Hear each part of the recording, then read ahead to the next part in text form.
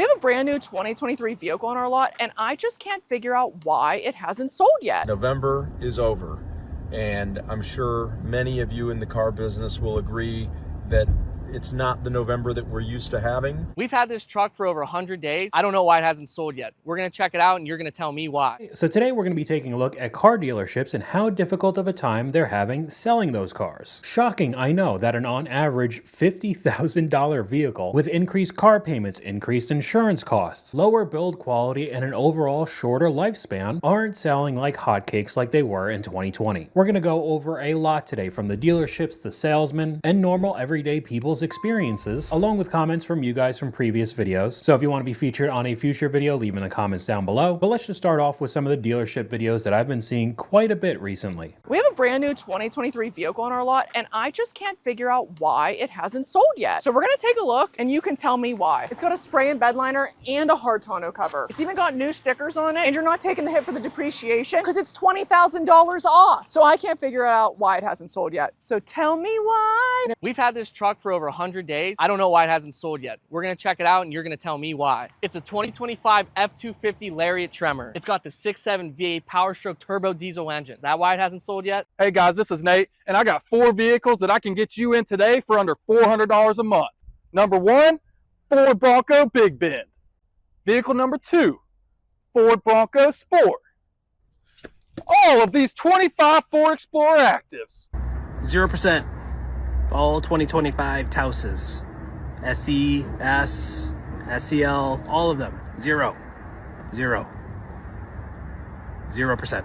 Okay, so before I say anything, we go over to the comments, at least with the Volkswagen clip. 0% means they're generally not good cars to buy. I'd like to wrap in all the other manufacturers and clips in this video because obviously it's pretty embarrassing to do this, but the dealerships are starting to get desperate now, so they're taking their marketing to social media. The motors have issues and the transmissions seem bad. But we could go back and pick apart every one of these vehicles. You know, why are they not selling? The first one being a Jeep Gladiator, horribly unreliable. It is a Stellantis vehicle. We've gone over it a million times on this channel. The next one he had no idea why it wasn't selling was an F-250 Lariat Tremor. That with a quick Google search, I'm seeing an $82,000, $81,000, $110,000 MSRP. Wonder why it's not selling. We go over to the Broncos and Bronco Sports, notoriously very unreliable. They have a lot of issues. Even the Ford Explorer he was trying to sell, I've also seen many problems. So it's not too surprising watching all of those clips and seeing the response in the comment section, eventually turning into all of the salesmen making these types of videos.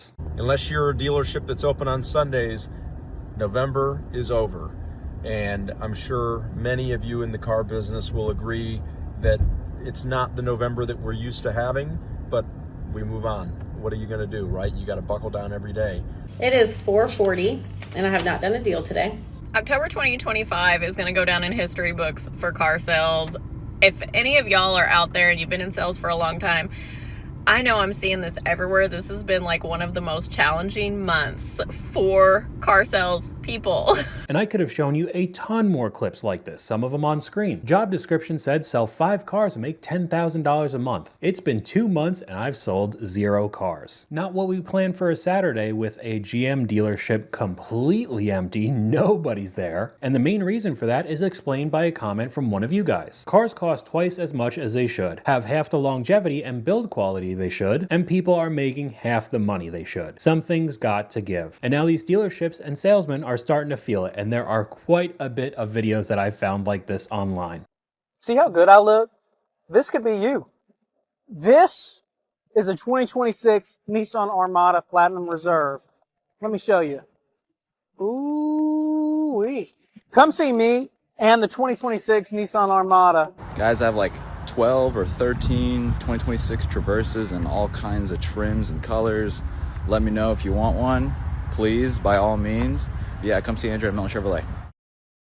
We could take a look at the screenshot. 34 likes and 140 comments on this video, so you already know what the response is going to be, but the description. Your mom and wife would love one. If you have seen any of the TikToks talking about this specific Traverse, there are a ton of issues with it. All trash and overpriced. No one wants a $900 payment with that high interest rate. And I actually had to look this up because I thought this comment was wrong. For $55,000, no thank you. And I'm looking right here, Traverses at 46, 58, 53, 50, 48. sweet. I did not know this SUV was that expensive. Transmission issues, overpriced. Timing chain issues as well, nope. And we could go back to the first clip with the Nissan Armada Platinum. $72,000, $87,000, $83,000. Who's going to be paying this kind of money for a Nissan? You're really shocked that these are just sitting on car lots? And we've gone over this before in an older car video, but I'm seeing it much more often now. Just trying to persuade anybody into a new vehicle. New Kia K5 with a pink interior. Wonder who they're trying to get into this car and have a wild payment all for some pink seats. And I can almost guarantee this worked because this clip alone had 1.6 million likes. Not even views. This one's super viral. But I still think this comment from you guys is very accurate. Car dealers screwed the public during COVID by adding tens of thousands to the price, and now it's payback time. We did not forget what they did. And because that's the sentiment a lot of people hold, especially in the comment section for a lot of car talk, dealerships or salesmen making videos, we could go over one of them right now. I try to tell people, like, we literally, our profit margins are at an all-time small. Let me show you something. I just took this vehicle in on trade. Let me show you what we're already asking for. Mind you, there's one picture online because it just got here. That is the trade value. That is what we gave for the trade. So there's no funny business to show you this same Ram. That is our price. Now, I don't know how good you are at math, but literally, that is a $2,498 difference. So if you figured out what happened with this deal, you would know that this guy's trying to deceive everybody watching, making it look like, oh, they're only going to make a couple $1,000s off of this vehicle. But one of the comments, yeah, show the margin on the vehicle you sold to them. So because they want you to have the newest vehicle so they could get their commission check, they'll up the trade value of whatever you're bringing in just so they could get you into the 2026 Ram 1500 or whatever they bought. However, with the very high MSRPs and interest rates, that means they're still going to make a solid amount of money off of you. They could sell the used Ram and make basically no profit. They don't care. They just got somebody on the hook for 72, 84, even 96 months. It's worth it to the dealership at the end of the day. A couple more comments. What was the profit margins from 2020 to 2023? Should have saved some of those profits. Many years of funny business. We're not going to feel bad for you. And there are quite a bit of experiences online of people talking about their horror stories with dealerships. What was your worst car sales experience? Years ago, my dad was going to buy a Honda Civic from the local dealer, but decided to buy from a person instead. Salesman came to our house at around 8 p.m. with his son and told my dad he just wanted his son to meet the man that ruined Christmas. I hope that this is a fake story. Regardless, very entertaining. If it is true, absolutely off the wall. Where's the woman that took her SUV in for service and they sold it? I guess I'm missing a bit of lore on that story. Former dealership mechanic here. They bought a used car from auction, sold it before they got it inspected, immediately came back with a blown head gasket. Dealer bought the car back. Different salesman sold the same car again before it was inspected. Dealer had to buy it back again. Deemed it not worth fixing, sold it at auction. 2 weeks later, bought the same car back from the auction without realizing it. I don't even really know what to say about that one. We just gotta move on. I had a lady so desperate to make a sale on an EcoSport when I was 18, she was trying to force me to get to drive with her 100 miles to my grandma to get a cosigner. Wow. I told her no, and I got months of phone calls and video messages from this woman trying to sell me this terrible Ford. Bought a stolen truck from a dealership in another state. After 6 months with no title, the FBI got involved. Several people went to jail. Told me to get out because I didn't have a big enough down payment. Had $5,000 on a used car. Went somewhere else the same day and had an even newer and better car than I planned to get before. I mean, we could keep going on with the dealership horror stories with some good old-fashioned fraud. Car dealership that changed your down payment from $1,000 to $10,000 is being federally investigated. A couple videos ago, I let you know that a $1,000 down payment that was agreed upon was ended up being charged $10,000, and the dealership is being shady and not returning the man's call. The transaction was at the reporting threshold of $10,000. So once we had reported this transaction, the IRS as well as the FinCEN, which is the Financial Crimes Investigation Network, had to get involved when it came to this dealership. All the documents that the dealership provider was said $1,000 was the amount that was put down for the down payment, except that $10,000 came out of the account. When this transaction was flagged, coming to find out that this is the same MO that they've had from multiple customers. They put down $500, $5,000 was deducted out the account. There was even one transaction that someone put down $1,800. They attempted to take out $18,000, but of course it was denied due to the limit. I had a company change the date on a check after we agreed on a specific date to withdraw. They deposited it early, I put a stop payment on it and sued. That's crazy that they got away with it several times until the FBI was involved. How do you think you wouldn't get called out or burned for it? In the age of social media, there just has to be one TikTok that goes viral and the entire scheme comes crashing down. Here we got another salesman story we could check out. I just lost a sale over the dumbest thing ever. So you know how customers always want 2 keys when they purchase a vehicle? Well, I got 2 keys right here. It's a 2020 GMC Sierra 1500 and customer left because the second key is a little messed up. But you can't tell because it's got a little cover on it. Now without the cover, it looks like this, and he literally walked out because we did not offer to get him a new key, which I get it, you know, it sucks not having a key that looks right, I guess, but it's a 2020 and you got your second key. I don't know, y'all let me know down in the comments, is it really that big of a deal? Y'all always complain about not having a second key, but I got a second key right here.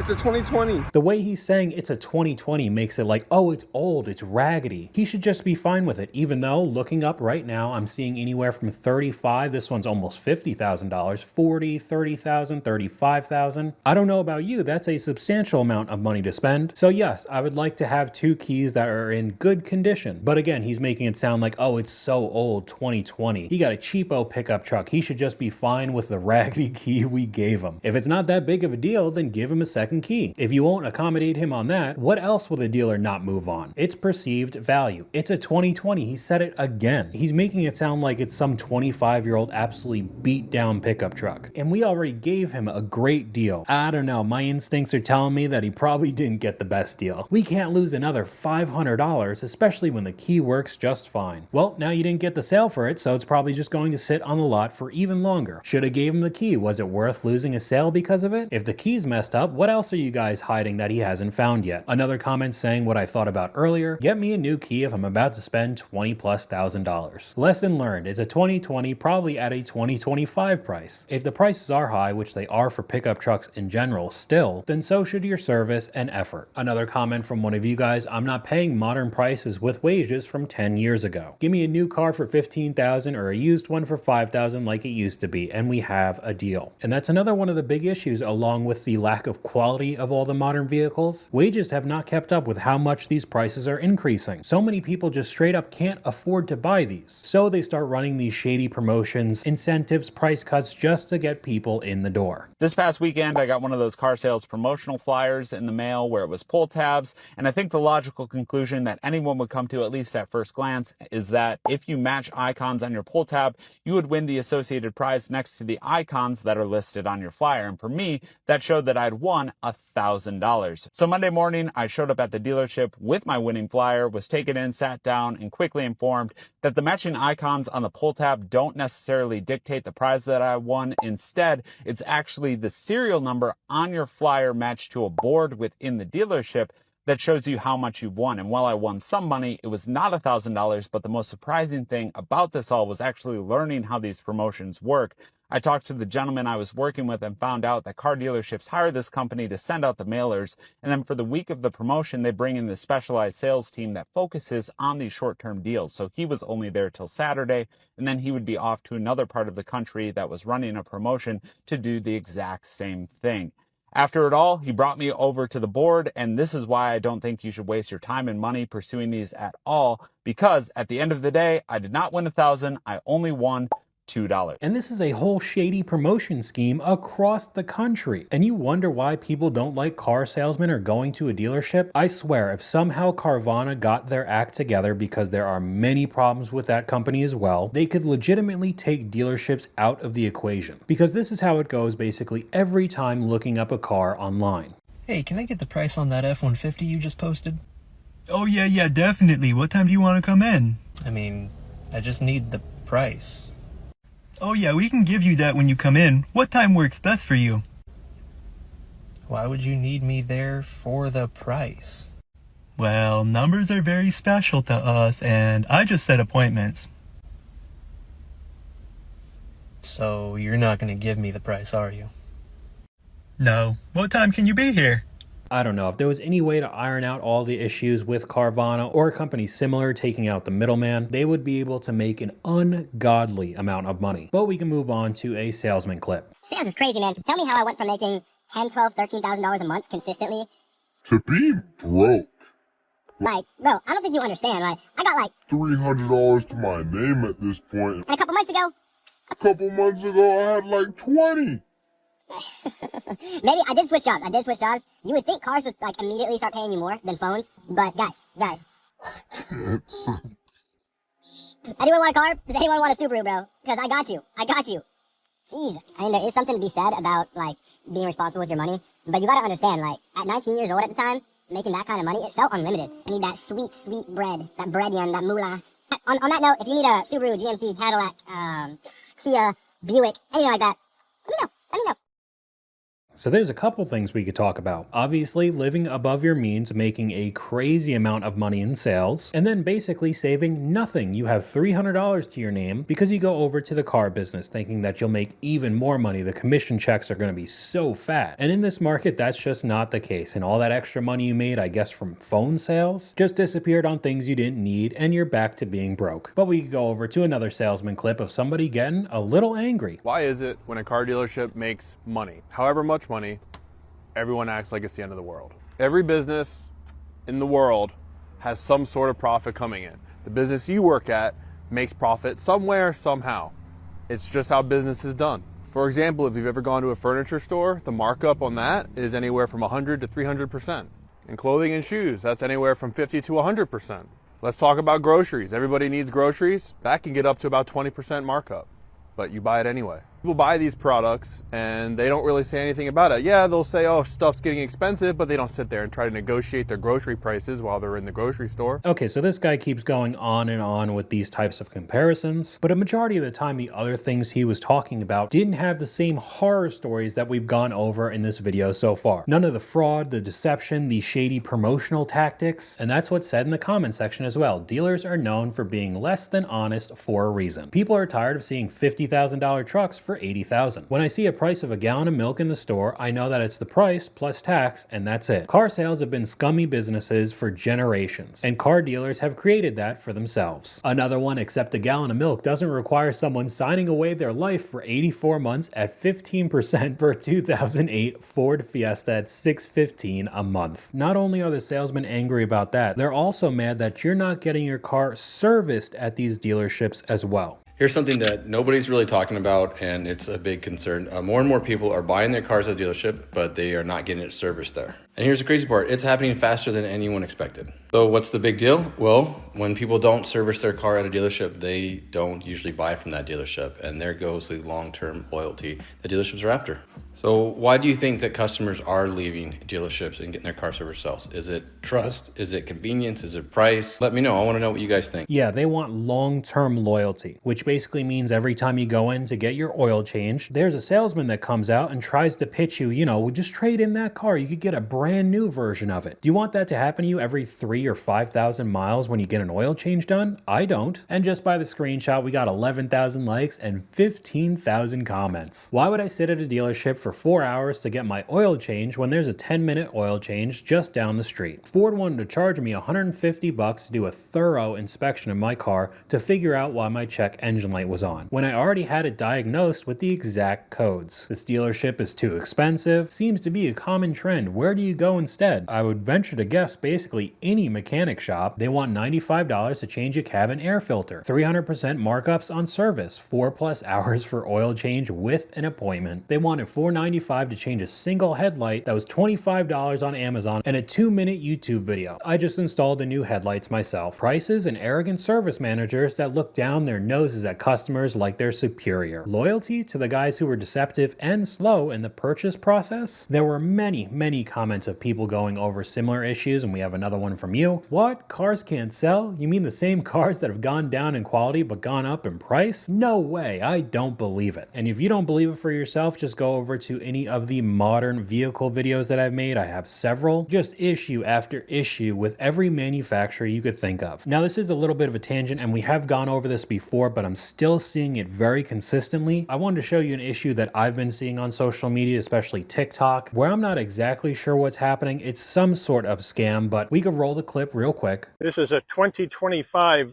Ford Expedition Max 4x4 in star white metallic paint with a black leather interior, 22-inch magnetite aluminum alloy wheels, 10.6 inches of ground clearance. Okay, so this is just a clip of somebody going through this brand new Ford, but on the screen it says the price is only $15,800 and you only need an $800 down payment. This vehicle is like a Suburban or a Tahoe. They're very expensive. Now what I've found is that these accounts are taking videos from other users, so the guy talking doesn't even know that this video was taken, and they're just mass uploading it on these accounts. Bank seized vehicles 05. For fast response, message us on WhatsApp, and they're all brand new vehicles for wildly cheap, making it look like it's bank repos. That's why it's not expensive. And I was confused the first time we went over this. However, especially with the WhatsApp number, it's got to be a way to sucker people into losing that $800 or $500 down payment. They go text somebody on WhatsApp because this is a deal of a lifetime, right? It's a brand new SUV. They need to reserve it, so just give us the down payment on some sort of app, the $500, $800, $1,000, and then you could go pick it up at XYZ. And that's how people end up getting scammed. The car never existed.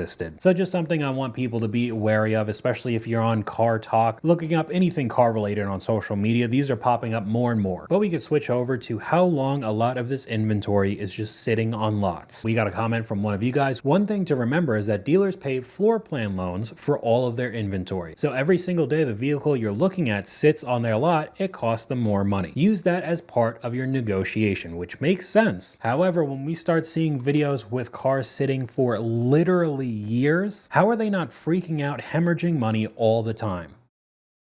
As of October 2025, this is the list of the cars with the absolute longest market day supply. Number 1, the Jaguar F-Pace, with an average market day supply of 321 days. Number 2, I'm sorry if I butchered this name, the Maserati Grisale, with a market day supply of 304 days. I've literally never even heard of this car. Number 3, the Dodge Hornet at 244 days. Number 4, the Volkswagen Taos at 220 days. Number 5, the Genesis G80 at 209 days. Number 6, the Subaru WRX at 204 days. Number 7, the Audi RS6 Avant at 192 days. Number 8, the Alfa Romeo Giulia at 184 days. Number 9, the Alfa Romeo Stelvio at 178 days. Number 10, the Audi A4 at 178 days. This one's really bad, the Audi S6 at 482 days. Number 12, the Audi A6 at 409 days. I guess people really don't like Audi A6s. I'm cutting it off here, but we're only halfway through the clip. These are just rotting at the car dealership. Wouldn't you think that you'd want to roll this inventory as fast as humanly possible? But I guess not. We're going to keep the sky-high MSRP most people can't afford, and then just have more and more information come out from these manufacturers saying they have a difficult time selling. General Motors jacked up the prices of their trucks and now they aren't selling, and their profits just fell 57%, and it's going to get worse. Look at this 2026 Silverado 1500. The MSRP is almost $70,000 and the dealer invoice price is close to $65,000. So there's a lot of profit for the dealership and they like getting these vehicles, but unfortunately they're not selling. In my area near Washington, D.C., in the last 45 days, Chevy dealers have only sold 30 of these trucks, yet there are 3,000 of them for sale within a 500-mile radius. That leads to a 4,500 days supply of inventory. Automakers want that number to be closer to 90.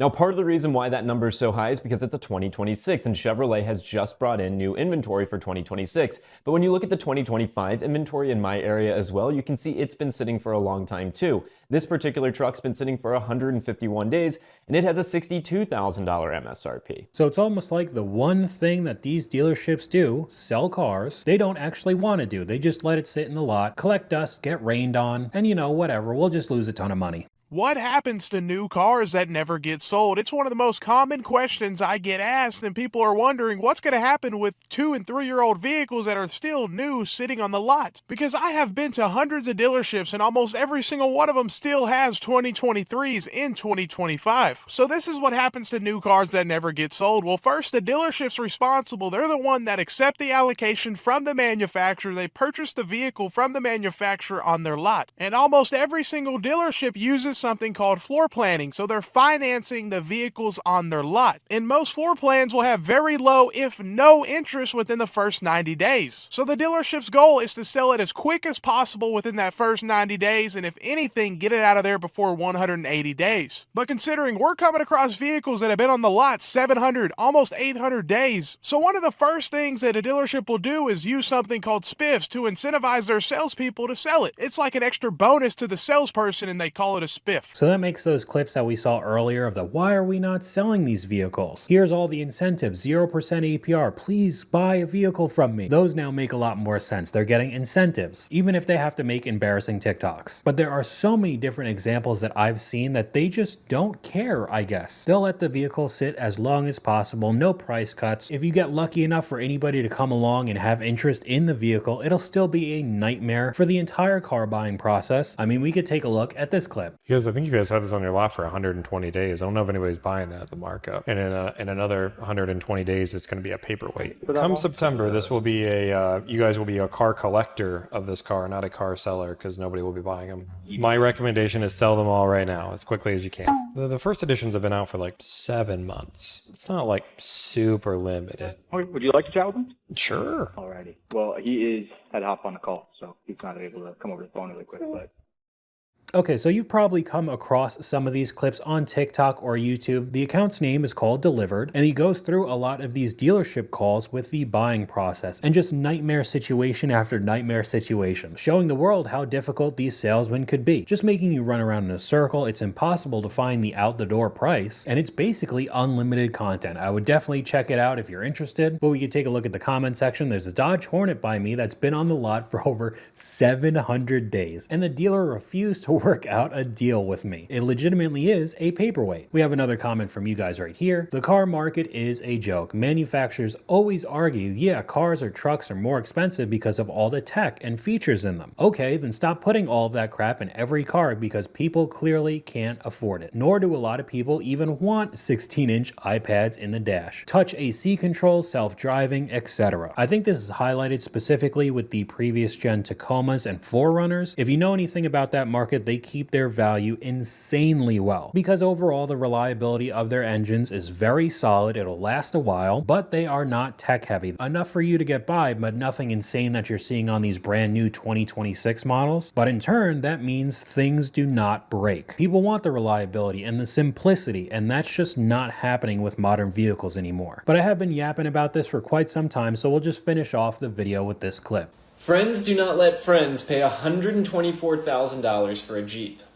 This is for a Jeep Grand Wagoneer, a 2022 Jeep Grand Wagoneer. $110,000 selling price plus add-ons and tax and everything takes up to $124,000.